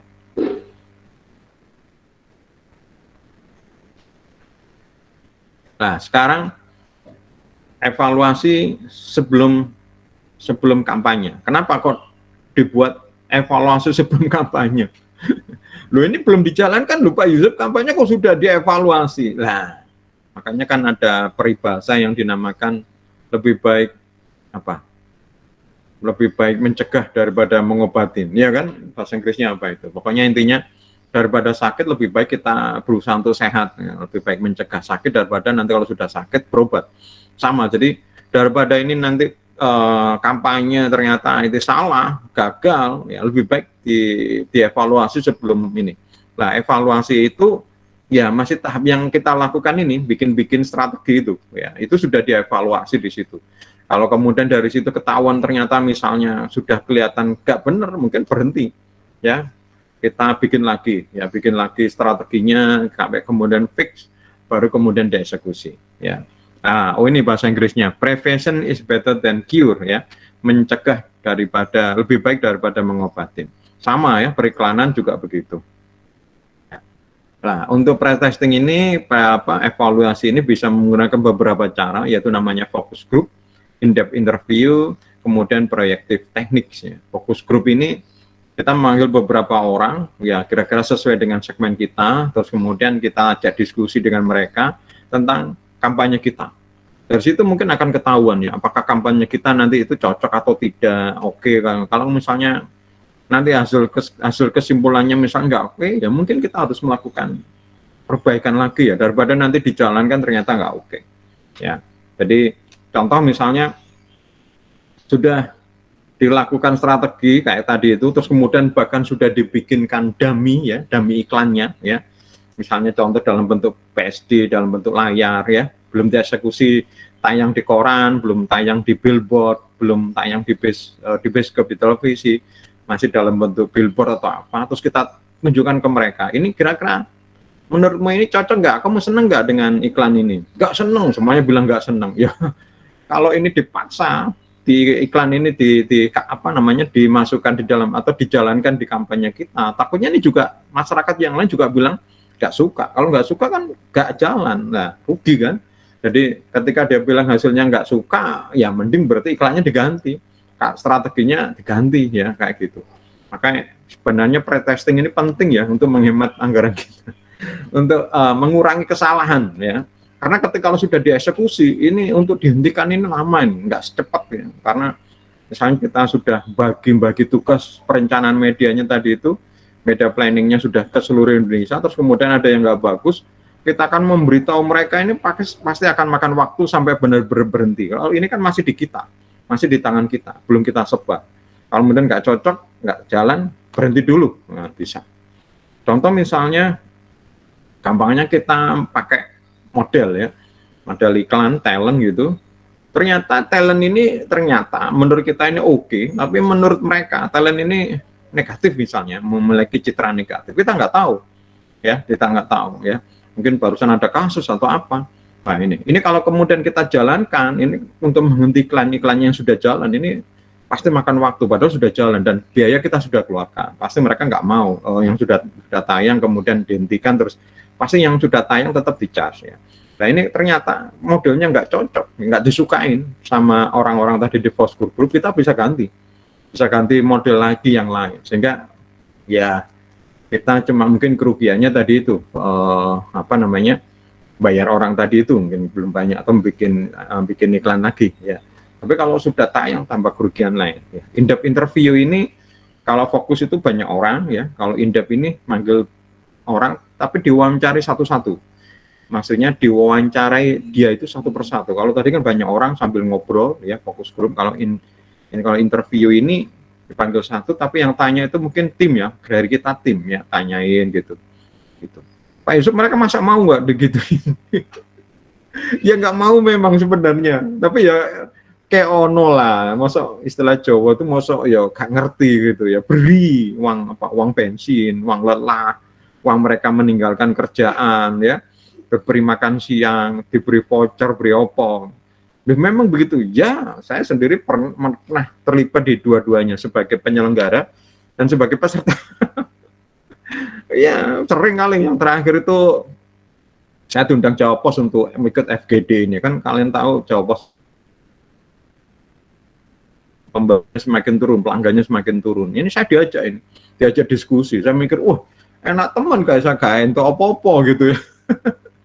Kayak itu apa, tapi dijual lu ide nih. Aku bilang, wah ini harusnya aku dibayar karena kan saya konsultan ya kan. Ya kalau nggak konsultan masyarakat umum ya nggak apa-apa, dijangun lu seneng aja. Aku guyon apa ya, peserta di situ tertawa. Saya ini konsultan ini harusnya dibayar ini. Kalau saya sebagai klien tertawa semua. Ya nggak gitu Pak Yusuf. Tapi ternyata memang aku dapat voucher dan kemudian dapat langganan Jawa Pos 3 bulan gratis. Dan beberapa merchandise. Jadi ini ini yang paling terakhir. Beberapa yang lalu ya banyak, sering saya nggak tahu kenapa saya diminta. Mungkin ada yang ya kenal dengan beberapa perusahaan konsultan itu ya, kemudian saya dipanggil sebagai konsultan sendiri, saya manggil orang juga pernah ya. Terus kemudian checklist method, consumer jury method. Kalau ini consumer jury berarti orang yang ahlinya ya, kayak apa ya, pencarian bakat gitu, terus kemudian dia menilai ya. Kalau yang FGD tadi ini orang target kita yang STP ya. Kalau juri ini sudah ahlinya ya. Jadi gampangnya kalau FGD itu kita panggil penyanyinya ya. Kalau yang juri ini ya yang kayak ya ahlinya, penyanyi yang terkenal itu yang itu. Lalu ini para peserta kayak gitu gampangnya. Kemudian kita bisa melakukan tes secara ruang yang kecil ya. Misalnya contoh, ini kan harusnya kampanye kita se-Indonesia, tapi mungkin kita tes ke Surabaya dulu aja. Ya kan, biayanya kan lebih sedikit buat tes. Surabaya sukses. Wah, kemungkinannya semuanya sukses. Meskipun belum tentu ya, karena kan tiap daerah kadang-kadang juga berbeda karakter. Tapi ini salah satu juga kita bisa melakukan tes, yaitu di sebelum kampanye, yaitu adalah sales area test kan. Jadi tesnya itu hanya di dalam ruang lingkup yang kecil ya. Untuk apa ya? Gampangnya kayak apa yang bikin vaksin gitu. Dites dulu ke peserta ya, siapa yang mau jadi sukarelawan dites gitu ya. Sebelum nanti ini ternyata berhasil, baru diproduksi banyak, orang banyak. Ya ini sama. Jadi sales area test ini kita mencari sukarelawan kalau bikin vaksin ya. Nah, kalau kuesioner metode ini menggunakan metode kuesioner, jadi ada lembaran kemudian dijawab. Terus kemudian ada nama recall test, ada reactor test, readable test, egg movement. Ini kalau yang terakhir ini, yang terakhir ini tesnya ini lebih ke arah ke laboratorium istilahnya ya, laboratorium. Jadi kalau yang ini mungkin cukup bisa di lapangan atau mungkin di ruang, tapi kalau yang ini perlu alat ya. Contoh misalnya reaction test itu ada beberapa kayak kalau di film-film itu loh, dimasukkan kayak kabel-kabel. Jadi ketika disuruh melihat iklan kita lihat di otaknya itu ada gelombangnya kayak apa. Ya, terus kemudian termasuk juga melihat matanya, pupilnya itu ketika melihat iklannya bagaimana reaksi matanya kayak gitu. Ini namanya eye movement test. Di Indonesia ada nggak? Ini saya belum tahu di Indonesia ada atau tidak ya. Ini kayaknya perlu alat yang mahal dan nggak hanya alat tapi software dan juga orang, kayaknya di Indonesia belum ada. Saya sendiri nggak pernah sampai kasus seperti ini tesnya ya. Kemudian berikutnya adalah kalau tadi sebelum kampanye ya, pre-testing. Sekarang konkuren ya. Konkuren itu berarti kampanye sudah mulai jalan. Ya, anggap saja tadi kalau si Ilyas tadi bikin kampanye itu selama 7 bulan ya, kalau tadi di perencanaan medianya. Selama 7 bulan. Jalan 1 bulan tes. Jalan 2 bulan tes.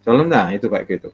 Atau mungkin setelah 3 bulan tes ya. Ini tentu kalau banyak tes ya banyak pengeluaran, makanya tergantung di kita mau berapa kerap atau cuma ya berapa lama durasi kampanye. Kalau 1 bulan mungkin 2 minggu sudah ya cukup, atau mungkin selama 1 bulan 1 minggu ya kayak gitu. Kenapa penting ya? Sekali lagi, siapa tahu ini mungkin ada kesalahan sehingga kita bisa menghentikan dulu daripada ini sudah habis ternyata ada kesalahan. Sama dengan yang tadi itu. Meskipun tadi sudah ada pre-test ya, siapa tahu ini juga mungkin ada kesalahan di kita dan ini ternyata misalnya ya jalan, kita masih bisa menghentikan, kita bisa mengeluarkan iklan atau kampanye revisi. Pak Yusuf pernah? Ya, saya pernah itu ya. Jadi contoh yang misalnya sepele itu nomor telepon itu pernah itu ya. Jadi kita masang iklan nomor telepon, ternyata telepon yang dituju ini ya kalau dulu mungkin nggak masalah ya, karena mungkin yang kita tes ya, memang sebelum itu kita tes ya, sebelum iklan itu kita telepon beneran. Oh kering, diangkat enak gitu. Oh nggak apa-apa yang pakai nomor ini. Tapi ketika bener-bener real, ternyata ya yang namanya iklan ya akhirnya banyak.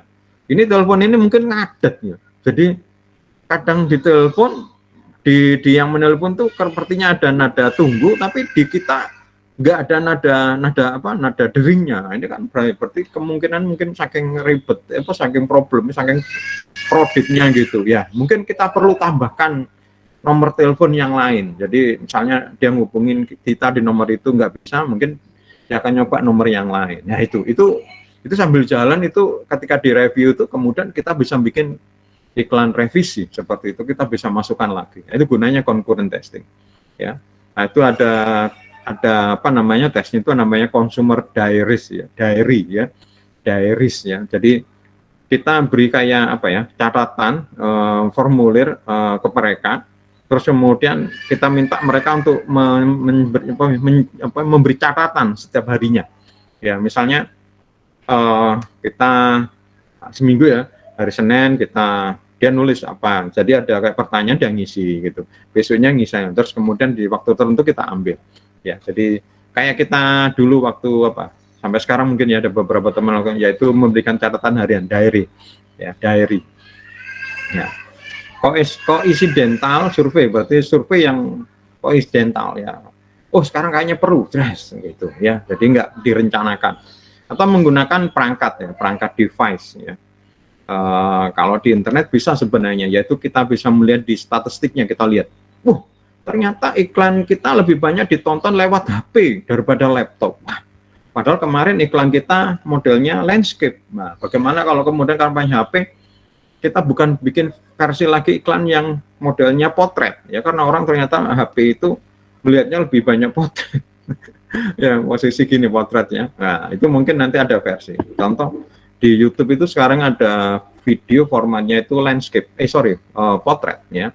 Namanya short ya. Itu formatnya itu harus potret ya. Kalau landscape nggak mau ya. Nah, ini contoh, karena mungkin sekarang pengguna YouTube atau orang yang melihat lewat YouTube juga banyak lewat HP. Bahkan lebih banyak lewat HP dibanding lewat komputer. Ya. Dan ada beberapa tes yang lain ya. Nah, ini. Jadi ada beberapa tes ya. Kalau kita lihat ada contoh, kemudian tes lain itu ada bentuk-bentuk tes, ada konsep tes. Konsep tes itu yang dites adalah konsepnya, ya, yang dievaluasi konsepnya. Kemudian road testing itu prototype dan macam-macam ya. Misalnya kalau iklan masih dalam bentuk sketch, dalam bentuk masih prototype ya. Kalau iklan itu mungkin masih dalam bentuk storyboard, atau mungkin masih dalam bentuk kasar ya, masih belum benar-benar final. Nanti bisa mungkin kita edit lagi gitu, atau sudah jadi ya, iklannya sudah jadi ya, atau kemudian ya sudah diteskan di area tertentu ya. Kemudian ada tes yang lewat laboratorium, di dalam laboratorium yang seperti tadi menggunakan peralatan tadi ya, atau mungkin bisa di lapangan ya, bisa dilakukan di lapangan langsung ya. Nah, ini ada beberapa metode ya, yaitu recall, tracking, recognition ya, kayak gitu. Ya, kemudian ada tes yang namanya portfolio, readability, dummy advertising ya. Terus kemudian ada juga tes, kalau ini sudah dalam bentuk tayang ya, ada tes di bioskop ya, ada tes di on air ya. Kalau TV istilahnya on air, radio istilahnya on air ya. Tapi kalau media yang internet itu theater. Nah, kalau theater itu ini tes. Kalau internet, Pak, kalau internet mungkin istilahnya on air juga karena sedang jalan ya. Sedang jalan. Pokoknya on air itu artinya sedang jalan. Karena kalau saya dulu pernah kerja di TV, ada istilah on air sama off air ya. Kalau on air ini berarti yang tampil, yang sedang off air ini yang nggak tampil ya. Jadi contoh misalnya on air test ini adalah insertion in TV program in specific market. Jadi iklan ini kita tayangkan di TV program untuk khusus ya, untuk pasar yang khusus ya. Kemudian kita mereka ini kemudian kita panggil, ada namanya di after recall. Recall itu pengingat. Kamu lihat iklan itu enggak? Ya. Di situ siapa yang tampil? Cowok kayak begini, cewek kayak begini, anak kayak gini. Kalau dia pasti ingat, oh itu cewek. Nggak salah jangan cowok, godain gitu ya. Enggak, cewek Pak, itu ceweknya kayak apa, warnanya rambutnya apa, pakai jilbab apa, ini kayak gitu ya. Kalau kemudian banyak yang benar jawabannya, berarti iklan kita diingat. Tapi kalau banyak yang nggak diingat, waduh, ini lain ini. Kalau iklan kita banyak diingat, berarti pesan tuh nggak sampai. Kalau pesan tuh nggak sampai, ya jangan harap kemudian pesan itu kemudian kita dieksekusi mereka sendiri nggak attention ya, nggak aware terhadap iklan itu. Bagaimana kemudian sampai interest, desire, conviction, action kayak gitu. Ya. Nah, ini tes di lab ya, bisa pupil dilation, di mata itu ada yang hitam itu, itu ada kalau malam melebar, kadang-kadang kalau kita gembira juga melebar gitu, kayak kucing itu loh ya. Itu ternyata manusia juga ya, cuma mungkin nggak sekelihatan kayak kucing ya. Jadi itu mengecil membesar ya pupil. Biasanya pupil itu kalau kita takut, cemas, membesar, bahagia, gemar gitu ya, kayak gitu. Kalau kucing kalau malam ya, gitu. Galvanik ya, skin direspon kalau misalnya bergidik itu mata ya, mata kayak bergerak-gerak gitu. Siapa yang pernah nonton film Blade Runner? Siapa yang pernah nonton film Blade Runner? Kemal, sudah nonton film Blade Runner? Film itu bagus ya? Pemerannya. Sudah nonton Blade Runner nggak? Blade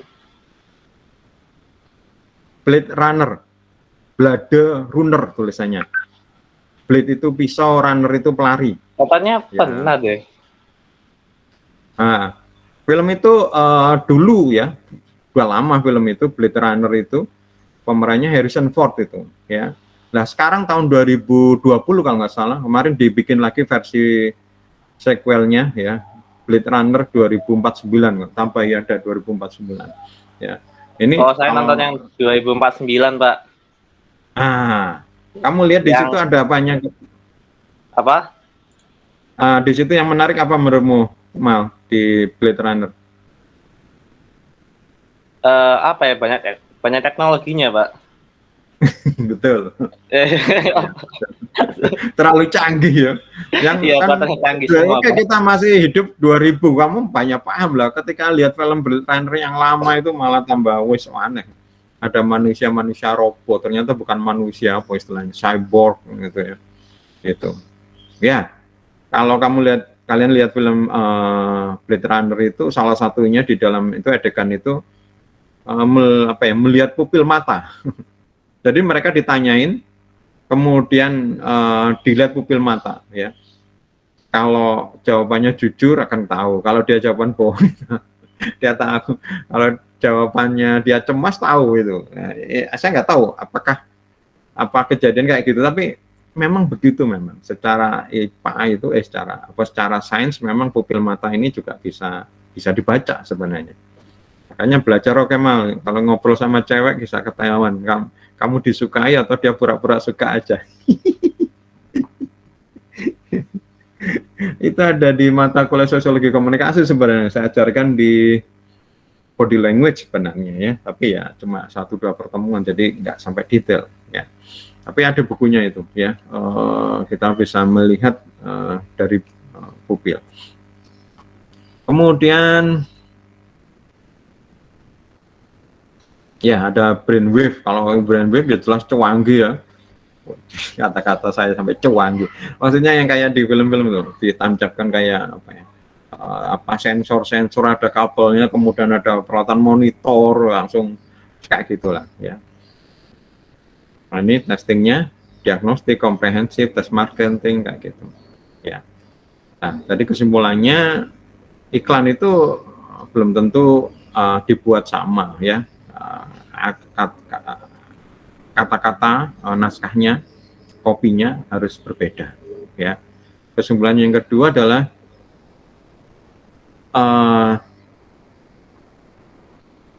iklan kita, kampanye kita ya, itu enggak hanya sekedar misalnya lama gitu ya, semakin lama semakin bagus, tapi juga kualitas ya.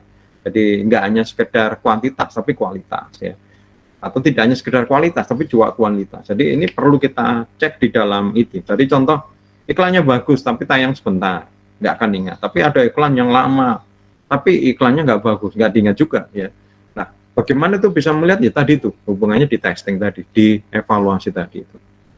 Kemudian berikutnya adalah ya sesuatu yang baik tetap harus ada masanya ya, ada kampanyenya. Jadi masa kampanye, nggak bisa iklan ini sukses berhasil pakai iklan itu terus, orang bosan ya. Tetap ada waktu akhirnya, dan kita harus bikin lagi. Apalagi di zaman sekarang ya, iklan itu nggak bisa umur panjang. Kalau zaman dulu iklan saya bikin sampai ditayang sampai lama, berbulan-bulan. Sekarang 1 bulan saya sudah bosan. Jadi kita harus punya beberapa versi ya, versi ini tayang tapi tetap ya tujuan sama, kemudian selesai versi ini tayang gitu. Tapi masih sama ya, tapi mungkin ganti model, ganti cerita, tapi tetap idenya sama. Contoh kayak iklannya Aqua ya. Ada Aqua itu menunjukkan orang tiba-tiba kehilangan konsentrasi ya. Nah, itu contohnya banyak. Misalnya dia datang ke supermarket, terus kemudian beli, kemudian dia duduk, duduknya bukan di temennya yang tadi, temennya orang lain. Itu banyak versinya ya, bahkan dibuat lucu-lucu. Apa bedanya penyanyi siapa dengan Narji?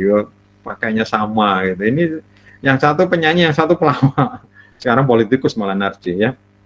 Nah kayak gitu. Ya. Nah kemudian yang penting ini teman-teman, dan ini sebenarnya nggak hanya berkaitan dengan iklan, dalam kehidupan kita semuanya.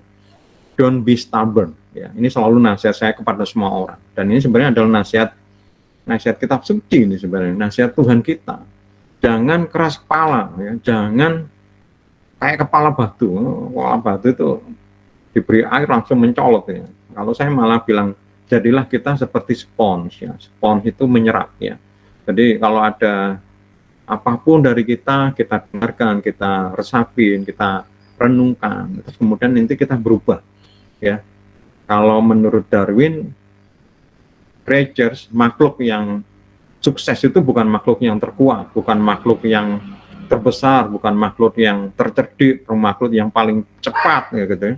Tapi makhluk yang pintar adaptasi ya. Dia buat kasus yaitu adalah jerapah kayak gitu ya. Macam dengan manusia, apalagi zaman sekarang ya. Dulu saya kuliah aja nggak diajarkan komputer ya, baru kenal komputer waktu kuliah. Terus internet sudah saya kerja lama, bahkan saya sudah keluar dari perusahaan yang pertama baru kenal internet. Sekarang sudah ada lagi YouTube ya, dan terakhir ini saya baca banyak sekali orang yang mohon maaf kena PHK dan macam-macam, dan sekarang ya padahal hidup tetap jalan ya. Maka adaptasi ini penting ya. Kemarin ada seorang yang telepon ke saya tanya-tanya, Pak saya ini mau pensiun, saya bilang gimana ya, saya bilang di internet ini banyak potensi ya, di potensi untuk bisa mendapatkan nafkah dalam tanda petik ya. Kayak gitu, dan tidak terpikir untuk generasi saya seperti saya. Generasi saya seperti contoh ya, dia tuh menceritakan ada orang sampai beli mobil cash ya, dan 2 kali berturut-turut dalam jeda cuma 2 minggu. Nah kebetulan ini dia itu CEO ya, atau manajer dari showroom ya, showroom besar ya di Indonesia gitu. Dia ini penasaran sampai tanya, "Lu Bu, wedok perempuan, kok bisa sampai beli mobil ini, dapat dari mana?" Untungnya ditanyain nggak tersinggung. "Saya ini Pak, dapat duit banyak ini dari jualan kripto." Saya sampai sekarang masih belum paham tentang kripto, makanya nggak mau main. Nah ini mungkin anak-anak muda sudah main kripto dan sudah dapat meraih banyak manfaat sampai dia bisa beli mobil, dan saya yakin mobil ini bagian ada sisa kelebihan ya, tentu dia bisa yang utama dulu ngidupin keluarga, terus mungkin bangun rumah, baru sisanya mobil kayak gitu ya. Maka ya advertising juga begitu, nanti kalau udah masukan atau apa ya, termasuk masukan dari hasil evaluasi ini saja ya, nanti kita bisa ubah kayak gitu. Oke, mungkin teman-teman seperti itu materi yang terakhir. Ada yang mau ditanyakan?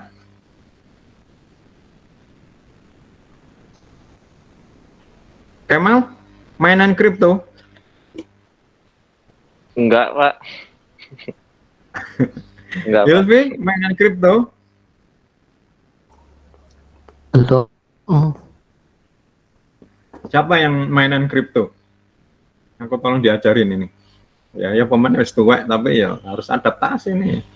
Nah, ternyata ya ada kayak gitu-gituan juga ya. Saya ingin tahu kripto itu kayak apa. Selama ini saya juga nggak tahu. Ya saya cuma nggak belajar. Siapa tahu mungkin ada yang sukses. Mahasiswa saya mungkin saya belajar, siapa tahu ikut-ikutan juga.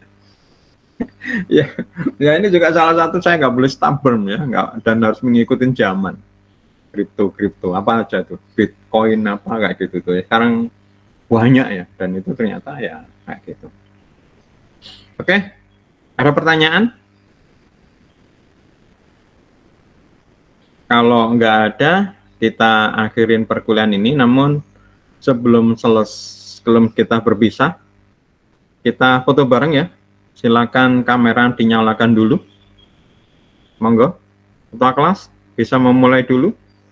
Wah, Ainun dulu yang nyala. Ini kayaknya Bentar, Pak, saya ngambil kerudung dulu. ini kayaknya Ainun ini pakai HP nih, posisinya potret ini. Ya Ainun. Iya, Pak. Nah, kalau laptop pasti posisinya landscape.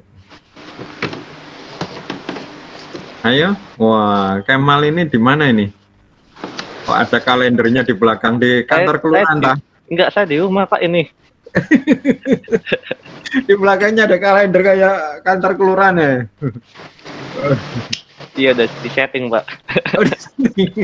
Biar semangat kuliah Pak. Maksudnya apa hubungannya kalender di semangat kuliah? Kemal, kamu tinggal 1 semester. Wah, itu tambah semangat ya Mas. Ayo, Eka, kenapa kok dimatikan lagi kameranya?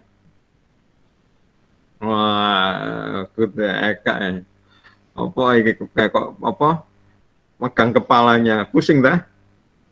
Wah, Steven ini dari Papua, Steven.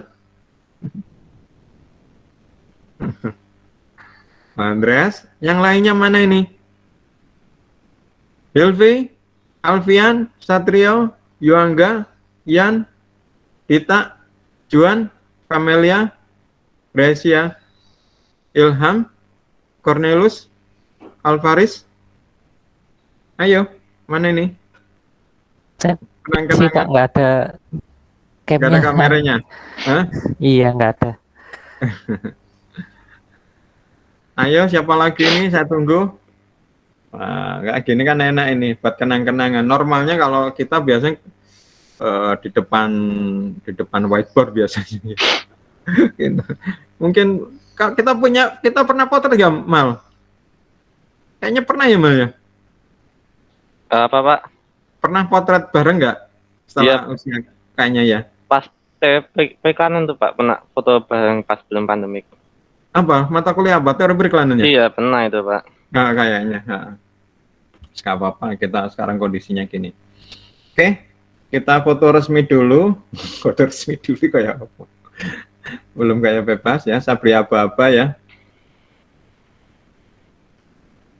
1, 2, bentar. 1, 2, 3.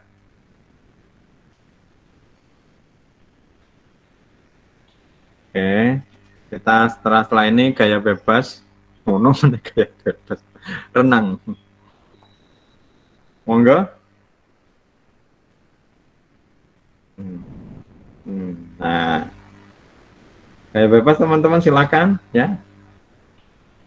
1, 2, 3.